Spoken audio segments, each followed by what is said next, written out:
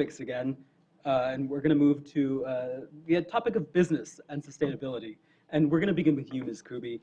What steps can the city take to incentivize sustainability measures by local businesses, and what do you see, if any, are the benefits of doing this?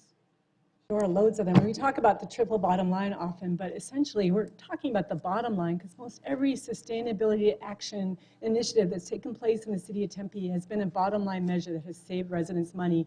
Even creating the Office of Sustainability, I think we've more than double paid for the cost of the salary by bringing in grants that we wouldn't even be eligible for if we didn't have an Office of Sustainability.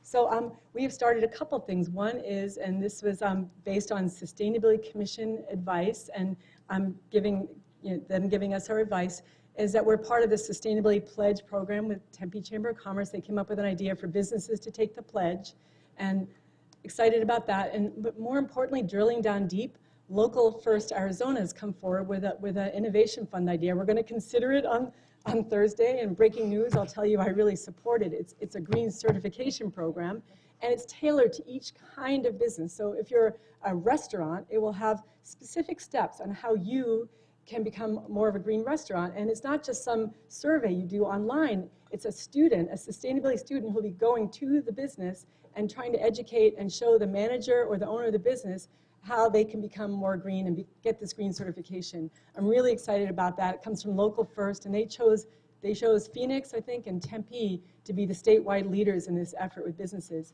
And I also want to see Mill Avenue become an eco-district. I think the business owners there are ready to take that plunge. I've spoken to Kate Borders, and to do everything they can to create energy efficiency in their buildings, water efficiency, because there's a water energy nexus that we didn't get a chance to talk about today. So I think a lot of businesses are realizing this isn't just triple bottom line, this is bottom line savings, and it brings them more customers. Our equal pay business partners, they have stickers on their websites, they have stickers on their doors saying, we're equal pay partner. I want to see businesses who say, I'm a sustainability partner with the city of Tempe. Thank you. Mr. Stewart. I'd like to see some advisors created for a small commission and for small businesses to be able to reach out, and small businesses have a liaison when they're thinking about bringing up and starting a new business or already been in business, have a liaison to city and city staff and work really closely with them. I know it'd be a lot of work to have that type of liaison, and there's a lot of city staff that you have to deal with when starting a new business or bringing in a new business. But if you do have a one-stop person that can help you out with all of your concerns, especially if you wanted to go more greener, more friendly, or more environmental friendly, it'd be great to have that type of person there at the disposal and help with the city. And I with what Genevieve mentioned earlier, along with speeding up the process of getting businesses going, having some sort of liaison like that has the connections to all the city staff could help businesses open sooner and get ready to be green sooner, and it'd affect their bottom line quicker. Along with that, I'd like to continue on with just studying other cities and seeing what other cities nationwide and even worldwide are doing and finding innovations there. I know the city of Tempe is already pretty proactive with that, and I'd just like to see the continuation of that. I know that other cities have done similar programs, what Lauren mentioned with the Local First thing. The city of Gilbert did their,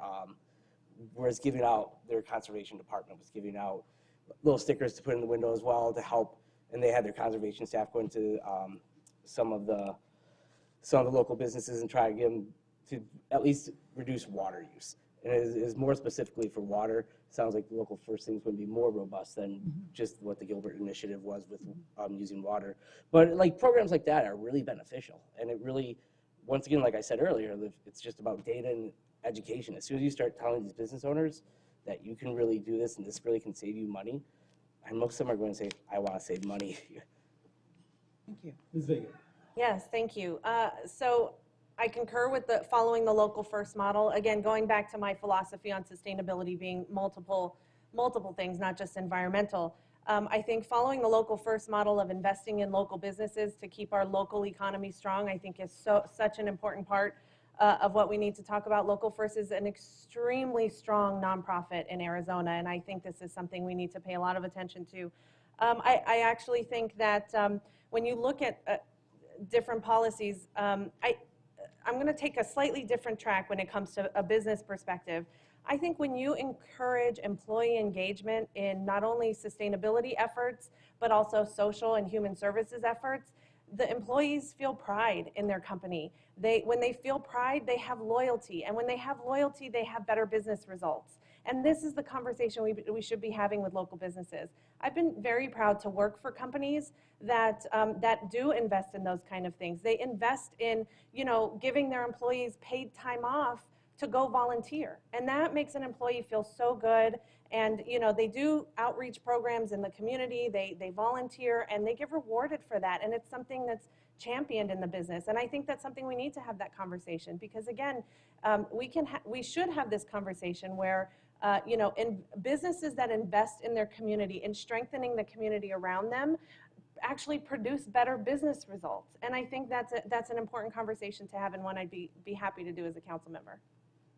Thank you. Ms. Adams. Sure. As a Public Works, Deputy Public Works Director and Facilities Manager, we instituted a lot of business practices that were sustainable in the city. We installed solar panels, and we continue to do so. We started the internal recycling program, and we have set temperatures and control systems that adjust according to the need. I think we need to take the businesses and partner with the businesses and their needs into consideration, careful consideration.